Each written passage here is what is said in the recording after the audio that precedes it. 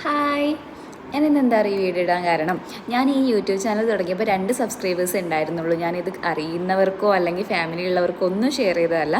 അല്ലാതെ എൻ്റെ കൂടെ കൂടിയിട്ടൊന്നും ഒരു 200 പേര് എൻ്റെ കൂടെ കൂടിയിട്ടുണ്ട്. 200 സബ്സ്ക്രൈബേഴ്സ് ആയിട്ടുണ്ട്. അപ്പം കൂടെ കൂടിയവർക്കും കൂടെ കൂട്ടിയവർക്കും ഒക്കെ നന്ദിയുണ്ട്.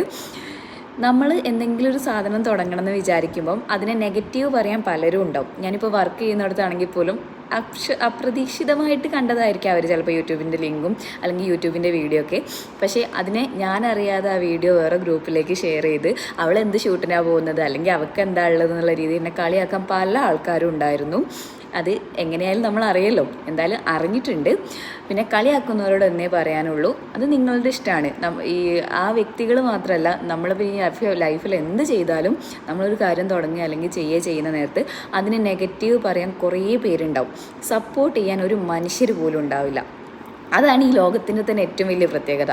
എന്തെങ്കിലും ഒന്ന് തുടങ്ങിയേ ചെയ്യേ, ഇത് വലിയ സംഭവമായിട്ടൊന്നും പറയുമെന്നല്ല, അല്ലാതെ വേറെ കാര്യങ്ങളാണെങ്കിൽ പോലും നിങ്ങളുടെ ലൈഫിൽ നിങ്ങൾ എന്തെങ്കിലും ഒന്ന് ചെയ്യണം അല്ലെങ്കിൽ അത് നല്ലതാണ്, നിങ്ങൾക്ക് ഇഷ്ടപ്പെട്ടൊരു കാര്യം ചെയ്യണമെന്ന് നിങ്ങൾ വിചാരിക്കുമ്പം അതിന് സപ്പോർട്ട് ചെയ്യാൻ ഒരാളും ഉണ്ടാവില്ല. അപ്പോൾ നമ്മൾ മനസ്സിലാക്കേണ്ടത്, നമുക്ക് എന്തെങ്കിലും വേണമെങ്കിൽ നമ്മൾ തന്നെ ആത്മാർത്ഥമായിട്ട് ശ്രമിക്കണം. അല്ലാതെ ഒരാൾ സപ്പോർട്ട് ചെയ്തിട്ട് മുന്നോട്ട് പോകാമെന്നുള്ള ചിന്താഗതി ഉണ്ടെങ്കിൽ മാറ്റി വെക്കണം. നമുക്ക് നമ്മൾ തന്നെ മതിയിടും. പിന്നെ സപ്പോർട്ട് ചെയ്തിട്ടില്ലെങ്കിലും, ഒരാളെ ഒന്നിനും വേണ്ടി സപ്പോർട്ട് ചെയ്തിട്ടില്ലെങ്കിലും ആ വ്യക്തിനെ മറ്റുള്ളവരുടെ മുമ്പിൽ കുറ്റം പറയുന്നത് എന്തിനാ? ഞാൻ ഇത്രയും കാലമായിട്ട് വേറൊരാളെ ലൈഫിൽ കയറിങ്ങാൻ അവരെയോ അല്ലെങ്കിൽ അവരുടെ കൂടെ ഉള്ളവർ ഒന്നിനും ഒരു കാര്യത്തിലും വേറൊരാളെ ലൈഫിലേക്ക് ഇൻ്റർഫേസ് ചെയ്യാത്തൊരു വ്യക്തിയാണ്. എന്നെ അറിയുക പോലും ചെയ്യാത്ത വ്യക്തികളാണ് അവിടെ കമൻ്റ് ഇടുന്നത്. ഇവർക്ക് എന്ത് ഷൂട്ട്, ഇവളെ ഇവിടെ പോകാനാന്നുള്ള രീതിയിൽ.